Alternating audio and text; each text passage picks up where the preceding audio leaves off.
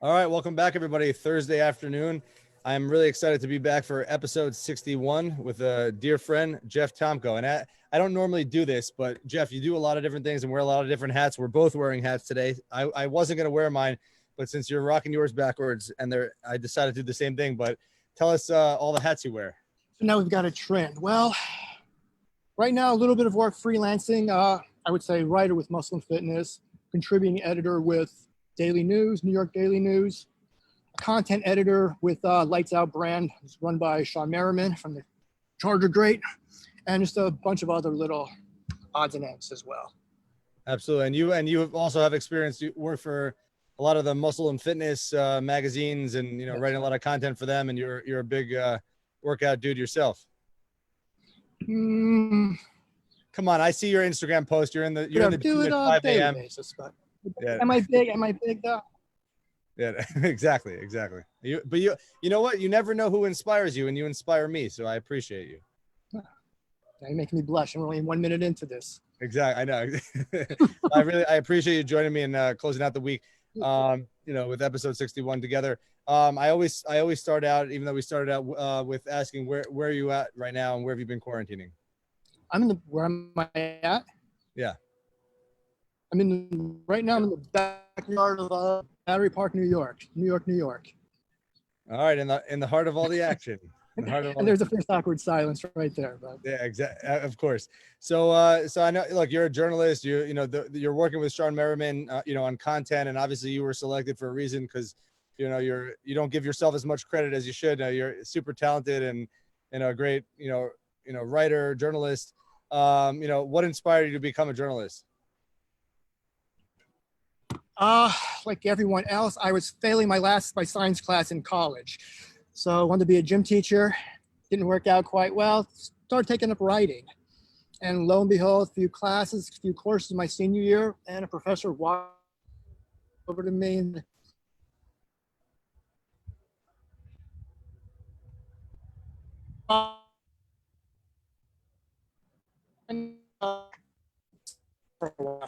maybe I'll give this a try. And many years later, still at it.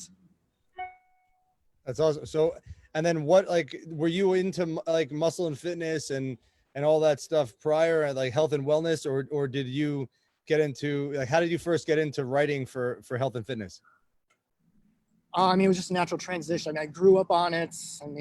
Me, my buddies, we always had the magazines every month, the Flex, the Muscle and Fitness. I think it was Muscle Builder at the time. We had those. I start off as a sports writer here in New York, and wasn't a stat geek really, but kind of transitioned what I knew, my niche, and it was fitness, it was lifting, it was bodybuilding, it was sports, stuff like that, and it just seemed like a natural fit, and here we are. Oh, so you're saying, so even well before you got into it, it was already, it was a hobby of yours, and that was something you were into, so the convergence was something that made absolute sense. It wasn't a forced hand. No, absolutely not. It was something that, like I said, I grew up on. So from high school, probably from, I'd say 8th and 9th grade, and just continued to this day. Cool. So what is something that would surprise folks about your job and, being a health and fitness writer? That there are so many, I would say you would not believe how many products, pitches there are going on right now. You would think there's, from what you see, maybe a few little major products, but there are hundreds, thousands, and it's overwhelming to really know how vast of a market fitness really has become. A lot of my clients and friends don't realize, I always complain about how many emails I get a day, which is a lot, but as a journalist, I'm sure that you could complain a lot more than I can. And that, based on what you just said, are you really it's incessant every single day, just a ton of emails with products that are good and bad? Yes. It's just, I would say probably 30 to 50 new ones a day. And it's some of them are pretty standard. Some of them are, you would know. And then there are some that you've just never heard of and just have to think about it, have to look at it and say, that's different. And what do you see? Again, I know you partner with Sean Merriman, an NFL athlete, but do you ever have like pitches or people come to you and say, you know, where it's like, oh, I have this amazing sponsor, or I have this amazing, you know, like, you know, brand ambassador, but the product's absolute shit? Or is it generally like you get athletes and people that are getting on board with things that are normal, and the shit, you know, pitches are, you know, out on their own island? Good question. You put me on the spot there. I would say it's a good mix of some very good products and then some that you really have to really stretch hard and find an angle for. And for the record, I've definitely, like, look, you're a journalist friend. I've had other, you know, I have many other journalist friends, and whenever I complain to them about the amount of emails I get, they always shit on me. They're always like, forget, like, don't even barking up the wrong tree, man. So we should get the name spelled right. You know, that's half the battle right there. Absolutely, exactly. Sometimes you hope people forget your email. So let's get into, like, what, you know, of all the emails you've got and of all the, you know, the trends over the last, you know, decade, you know, that you've had to report on or that you've got pitched on, what's your least favorite? My least favorite, it's probably anything that starts with getting you fit in 20 days. Something that, hey, this is the superfood that's going to change your life. It's the gimmicky, it's the product, it's the marketing that we can get you fit without any effort. And we all know it's kind of a sham. We kind of know it's not going to happen, but it's there, and it makes you think. It makes you think, could it really work? When we all know for sure, more than likely it's not going to. So those are the ones that are really kind of a turn off, at least for me. And how about favorite?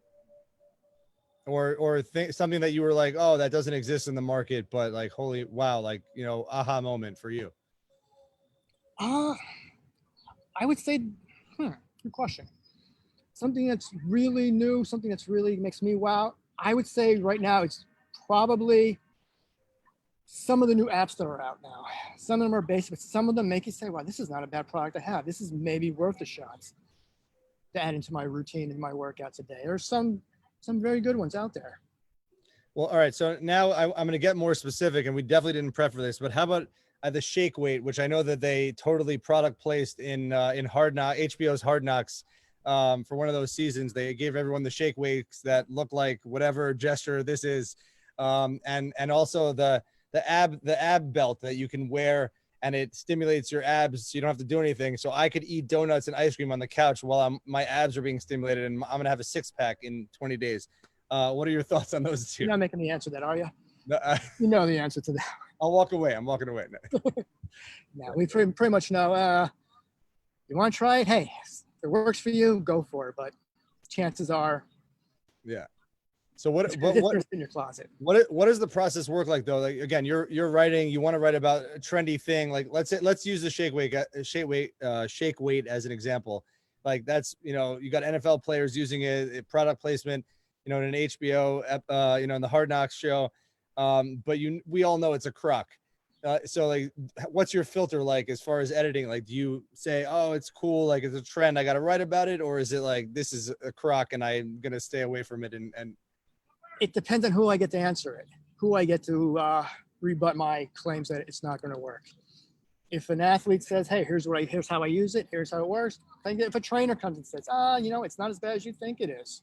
You know what? Now I'm listening. Now people are listening. And now we make a case for it. All right, cool. That definitely makes sense.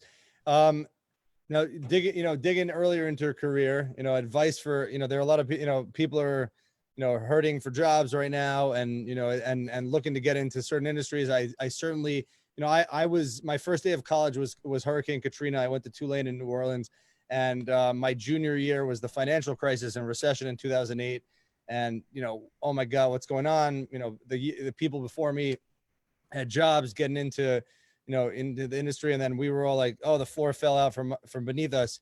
How does a journalist get started these days? And what advice do you have for them? First off, as we said before, get the name spelled right. Whoever you're writing to, you're one of, and we've all gone through this, you're one of 100 people on a stack of emails. So we're all in the first thing, we're going to pick apart, people are going to pick apart. If you get the name spelled right, your approach, and it counts, even your resume, make sure the resume is right. From there, I would say be patient. It's not going to happen. Don't sit by the email, by your computer this night, the next night. 30 days later, you never know. Somebody may need you, and it's a great way, and that's a great thing to happen. But just be patient, persistence, and professional. And also, I would say, make a lot of friends in the industry that you're working with. If you're in fitness, make a lot of friends. Go to the gyms, know a lot of trainers, know a lot of athletes, know a lot of even writers in the business. And eventually, no matter what, it's a small world.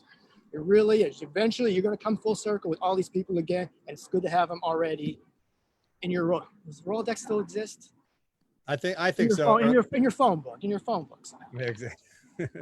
I still use the term Rolodex, but I know it's definitely phone book. Yeah, I do. But it's my phone. Exactly. I kind of touched upon this, like a couple of minutes ago, but again, like, there's an overload of information. We talked about, the amount of emails you get, the amount of emails I get, and I'm not going to complain to you about, but again, let's say you get 10 pitches a day for products. Like, how do you differentiate, between what's real and fake? Not the 20-day, let's say something that, they on the surface, they seem the same as far as being a good fitness trend or a good diet. How do you as a journalist go after it yourself and try it out? Do you ask for product samples? Do you try a diet yourself, or like, how do you really figure out, like, in order to be the one testing it, for your audience? Like, how do you go about that? I mean, first, if it's something that's new, it's trial and error. Try it yourself, see what you think, pass it along to a few people that get their opinions on it as well. As far as anything else, other products, I would say, depending on who pitches it. If it's a reputable trainer brand, then you know what, their backing has a little bit more juice to it, and say, okay, give me some more information on it, and maybe we can take it from there. So it depends. Again, it depends on who backs it, and it depends on actually just trying it out yourself. Absolutely. So obviously, I started this this series during the pandemic. I for 2 years I had podcast equipment which I don't use because I have to operate from anywhere. So I'm just using my laptop and an iPad, whatever. But I was planning on doing this for a while. Started it during the pandemic, but now we have during the pandemic, we all have to stay motivated. We have to find things to do.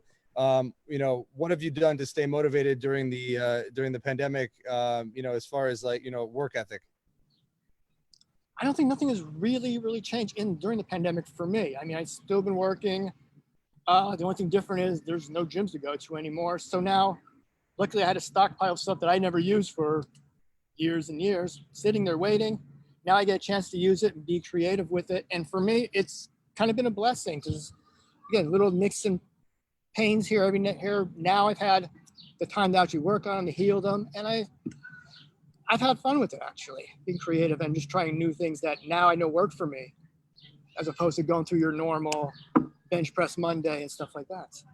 Yeah, I like I said earlier, you're always in the gym early in the morning, and I see on Instagram. I wake up and I'm brushing my teeth, and I see Jeff Tomko, doing squats at 2 hours before I woke up. So you don't see me falling asleep at 8:30 at night.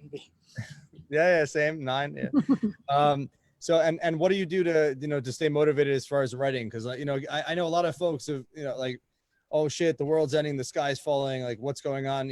You still have to keep reporting and talking about all these fitness trends, and I think that some new trends have evolved due to the pandemic and working out from home. So like, how do you stay motivated as a writer, like working from home?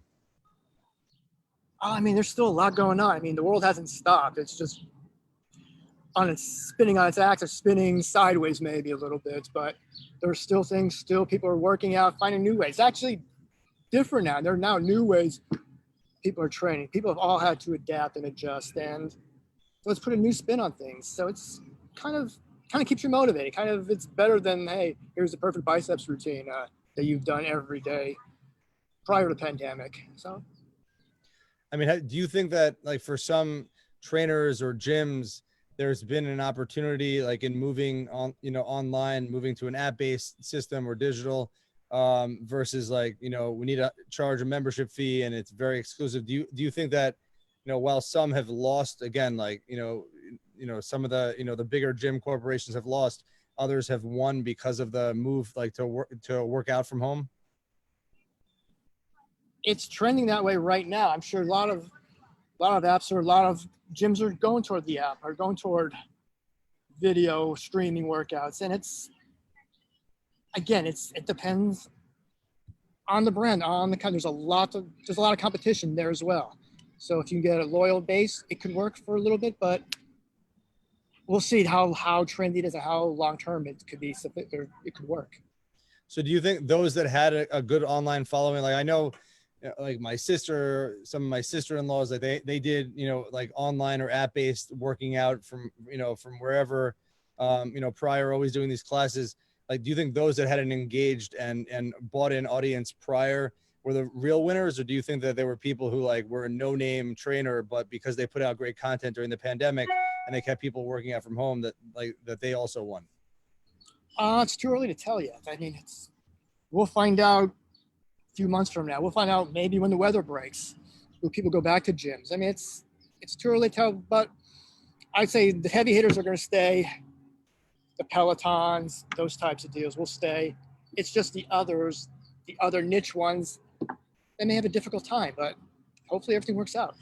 And what are the physical gyms do? Because I some of them, were ready to pivot and move. I know some of them, like, Equinox said, hey, you're our member, but like, we're going to give you your money back. Others said, like, we're going to keep your money and keep your membership. And like, we don't know when we're going to reopen. Like, who do you think the champions of that situation were? Nobody wins in that situation. They're hemorrhaging money. They have rent to pay, nobody to come to. We all need a gym that we can go to. We're adapting. Some people may come back, some may. So it's going to be different for a long, long time, I think. And I don't know if it's going to be the same. And have you heard from folks like my wife and I were in upstate New York with our two kids at my in-laws' house in the Catskills for a while, hiding out. And I talked about this a lot on the brick wall. But then when our daughter's camp opened up in New Orleans, and we also love New Orleans, we went back. But in New Orleans, before New York, because I don't think the gyms are even open yet. I know that it's going to happen. The gyms were open, but they weren't requiring masks. Here, we're talking about in New York, requiring masks in the gym. Like, have you heard, any feedback from, people that are working out, or people that, your audience or audiences about, what it's going to be like, or like, do they decide to go to a gym if they are required to wear a mask? I haven't heard a lot about that lately from anyone, but from what I've seen, I know some areas are using masks, and with maybe 30 to 40% capacity. So it's a whole different dynamic now. As far as New York, who knows right now? So it's to be seen, to be determined, because we haven't even gotten to that point yet, and it looks like it's going to be a while yet. So have you been writing a little bit about like mental health, or again, because like we're talking about health and wellness, but also like overall health includes mental health, and we're stuck at home. I'm living with our in-laws, which great, because they're right around the corner. But no, but in all honesty, like that's been a big emphasis. So have any brands that are in the gym or health and wellness space that you've seen like put more of an emphasis on that, and like the whole body, whole person, and what are your thoughts on that? I mean, I personally haven't done a whole lot on that subject. What I can tell you is there are a lot of meditation apps coming out, yoga apps, anything to relax you, any kind of calm, I think is one of them. So there's a whole lot of that industry right now. Is how good it's doing, I'm not 100% sure on that, but there's a lot of places you can go that way. And I mean, it's probably a good business right now because people are stressing out, because nobody knows how long this is going to be and how long this new lifestyle is going to be going on for. Yeah.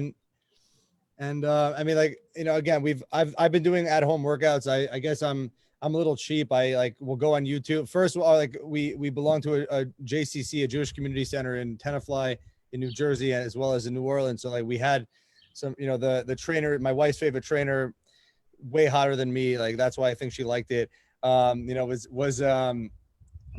She was using those classes, and I would do them with her. And like, we have some kettlebells and some dumbbells at home.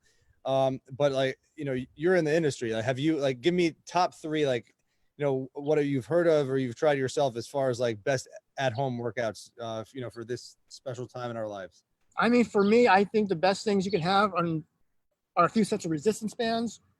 Get yourself a TRX, and always have a yoga mat. And I would say maybe something else, a jump rope and a medicine ball. Throw them in a bag. You can take them either in the apartment, in the house, take them outside in the park, take them to the beach if you had to. They're portable. They can go anywhere. And you can pretty much, with that equipment, you can pretty much get a workout in as good, if not better, than what you could at a gym. So you're saying like resistance bands for weight, and then TRX bands, or I mean TRX are mostly body weight stuff, like anchoring on something. Like Exactly. what I mean, so you think that the combination of those will give you that pump and You're not going to be ready for Mr. Olympia with those things, but you're going to keep yourself in shape, and you're going to be better than you thought you would be. It'll give you, question whether you want to go to the gym or not, but for certain people. And do you think that, I mean, do you think like you should be creating your own workouts based on those, or do you believe in like online or, app-based assisted, training programs through those? That all depends on the individual. I mean, if you want to do it yourself, if you want to create, maybe simulate what you did in the gym, by all means, you have the equipment for it. If you want to try an app, online trainers, many of those now. That's another good avenue for people who don't want to put together their own programs. And I've also heard that a lot of people doing cardio, because like cardio is the same. Like again, we're I guess fortunate that we came like from the pandemic, we came into the spring and then the summer, especially in the Northeast or in the North. So like we were able to now we're able to be outside. So like if you walked 3 miles a day on a treadmill, like just be outside, like there's no difference. Whereas like having the structure, discipline, and equipment to do the weight-based stuff, is a little bit harder. Have you heard people leaning towards more cardio, or is it everyone's trying to do their own thing? I mean, from what I can see, everyone loves to run right now in the summer, especially along the waterway here. It's packed from 6 o'clock until it's packed right now until dusk. I don't understand loving to run, because I'm not. I could run if you throw a ball and you want me to catch it, I could run. If you want to run up and down the court, I can run. Tolerating running more than ever. Okay. Yeah, and how about wearables? Do you think that doesn't replace a trainer, it doesn't replace a class, but the fact that we my brother-in-law and I, we compete on every calorie and every mile and everything every day, and that's been believe it or not, it's been very motivating, as silly as it is. Like my wife thinks I'm absolutely nuts because I'm like, oh, I beat Ryan today, or he beat me today, and I should have got it off the couch and not had that ice cream.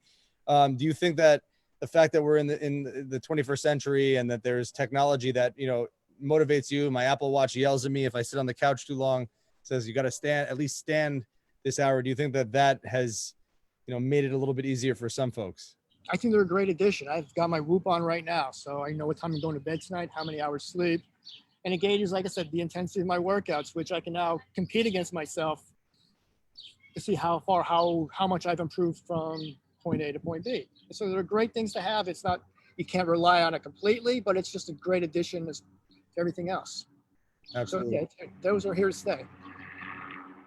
I know you said TRX bands and resistance bands. What do you think about kettlebells instead of dumbbells? I'm a big kettlebell fan. Right now, that's my one weight that I have right now. So it took me another thing. A lot of people right now are just stocking up from Amazon, lights out. So there's a lot of equipment that people have been buying. Kettlebells were hard to come by. I finally got one maybe, I'd say a month ago, and I don't know what I would do without it. So it's been I didn't know that there was a low supply. I would have sold mine for 4X, man. I would. I could have gotten you 5X for it. All right, so I know that you and I know you're working with Sean, but you've also interviewed LA Chargers, like Austin Eckler. I'm pronouncing correctly? Austin, I think so. Yeah. Yeah, for GQ, about his workout during quarantine. What was that like, and what are his workouts like? He's a beast. And if you ever watch his Instagram, his social media, he does some weight room things that you just scratch your head and say, how did he do those? He's an elite athlete. But yeah, when the pandemic hit, he was like everybody else. He was doing push-ups. He was doing bicycle crunches in his living room with his girlfriend. So it just showed that that not just everyday people need to find a way to work out. So do elite athletes, and they found a way, just like us. And it's simplicity sometimes is best. Yeah, and you also, I know you also talk to Jimmy Butler's trainer, James Scott, about how he stayed in shape during the pandemic? I mean, any differing, tactics as far as like, between those two? I would say Jimmy was just, from what I learned, it was consistency. During a pandemic, there was no getting up at 8 o'clock. He stuck to his routine. And when his trainer, James, told me, stuck to his routine, and it just carried right into game time right now. And he looks in the best shape of the season so far. And I've seen, I mean, we represent, Salita Promotions. Dimitri Salita is a former, world championship boxer, and he has Clarissa Shields, who's like, two-time gold medalist, real, she like, hopefully she'd be on my side in the fight. She's kicking ass, but she started to share some content, of her online workouts. Do you find, or have you found that, athletes, celebrity trainers have been sharing more content online and giving people like insight into what they're doing from home, and also like what you can do with such limited supply of equipment? I think I've seen a few that have been doing that. I've seen a lot of people I've spoken with have their own garage gyms now. So they're training at home, and they're like everybody. They're doing what they can. They have to adapt. Like I said, fighters really can't spar as often as they should with real people. So they've got to make do I'm not saying everybody, but people I've spoken with, in their houses, in their garages, and have to make do. It's getting a little better sometimes, but they were in the same boat as everybody else. And again, even like, like we pray, hope and pray, and I know that we talk about a second wave, but, I hope that we can avoid that. And, I know that a lot of places it's increased throughout the summer. I know we all anticipate a second wave, but if, with God's help, we find a vaccine or therapeutics so we can get through this, do you think folks are going to be comfortable enough to go back to a gym when you're allowed in at 50% capacity, 100% capacity? Or do you think like the workout routines, or not having to go to the gym and put on your coat, in the middle of the winter, will push people to just, keep working out from home if they're able to maintain or even improve their health and wellness from home? That'll be the big question when the weather changes. And right now, I would say probably a good number will stay to their home routine right now. Work out in the park, work out on the beach, or just outdoors. And it's fun. You're already in a new routine. You're creative. It'll work for a while. Once the weather gets cold and you can't go running at 30 below weather, guess what? Now you're gonna start thinking, maybe I need to go to the gym now. Or there are those people who now are devoted to their Pelotons and say, hey, I'm happy with this. So it ain't gonna be the same anymore, but it may get a little bit of normalcy. Yeah, I've talked about it with Daniela, with my wife, because our daughter is going to a school at the Jewish Community Center, the JCC. We got a discount for membership. We have to join, as part of it. But I'm thinking like, I'll pay for the membership, and I love that gym because it was a collegiate gym. It's fantastic, and I got great workouts there. But I'm thinking I could also just go to my basement and whip out my laptop and, get a great workout in like I've been doing. So I don't even know personally like where I'm at and, what I would be doing. But I mean, how about you? I mean, are you, again, you're in the business. I mean, are you like, the gym opens back up, you're going back to the gym, or do you feel like you've been able to get adequate workouts from wherever you are? I probably won't go back tomorrow if it opens. I'm kind of content with my routine now. I'm kind of solidified with it. As far as other things like martial arts, which I would love to get back into, I'm coming back tomorrow. I'm coming back in an hour if they said they're open. It's stuff like that. That's going to be a little different. The boxing gyms, the little more, I guess, sports specific stuff like that. That's going to go back to normal, I believe. I would say the majority are devoted enough to go back. But gyms, it's going to be, I would say, a little bit longer. Cool. So, we got a couple of minutes left. Tell us about, again, I think it's awesome. Like whenever anyone's working and partnering with, pro athlete, because obviously they go through, that's like I call it a West Point, mentality, because that's not, I decide junior year or senior year of high school that I'm going to become an athlete or I'm going to go to West Point. You decide early on in life, like I have the talent, B, I have the desire, 3, I have the support, and then or sometimes not, but they go after it. So, with Lights Out, like tell us about Lights Out and what it's like to work with a former awesome pro athlete. I mean, he's a beast. You've seen his work. If you've seen his workouts on social media, he's still banging it out right now, and he's doing a little mix of everything. So weights, martial arts, a little bit, you name it, he's doing it, and he's probably in great shape now. He looks to be in great shape. And working for him, it's been fun. It's been a whole, I guess, a different perspective from the not just the journalism, but also a branding perspective. Absolutely. And what's it like to, I mean, daily news, is definitely one of the top four, like the big names in the city. And I know that there's others that, like the locals, but, what's it like to, to work for such an established, brand in New York City news? I mean, they're all pros. They're the best of the best, and you see it in their work every day. So it's fun working with them. Cool. That's awesome. All right. Now I'm asking you, I'm going to put you on the spot with, give us 3 workouts like that anyone can do every day. Again, we don't have to describe it or sorry, we have to describe it. We don't have to act them out. And I'm certainly not going to do any push-ups today because workouts, 3 exercises. How are you? Be more specific. Well, I would say for me, get a band and you can do any types of, you name it. You want to do some presses, shoulders, bicep curls, you can do whatever you want with a band. Get yourself a medicine ball, slam it. Get yourself a medicine ball, just press it, do some tosses. All these things work your entire body. And how about high intensity interval training, body weight stuff? Like what I would say with that, add a burpee. Everyone's favorites, dive, push up, jump up, do again, repeat. So those are always, jump rope is always a great thing. Even sprints going from 10 yards to 40 yards. Those are also highly effective. And they're kind of one of my routines right now. I'm happy you said the others because I hate burpees. No, but I definitely do them, but I definitely hate burpees.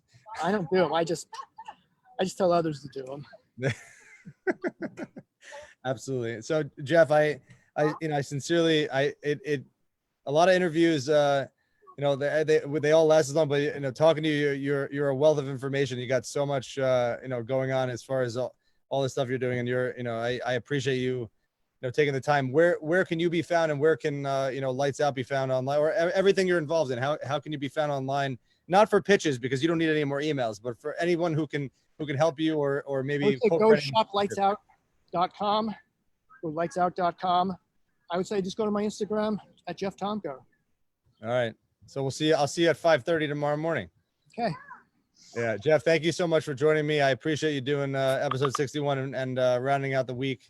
Always a pleasure to see you, to rock the backwards cap. And I look forward to seeing you in person. All right, Warren, man. Thank you. Appreciate it. Thank you so much, man.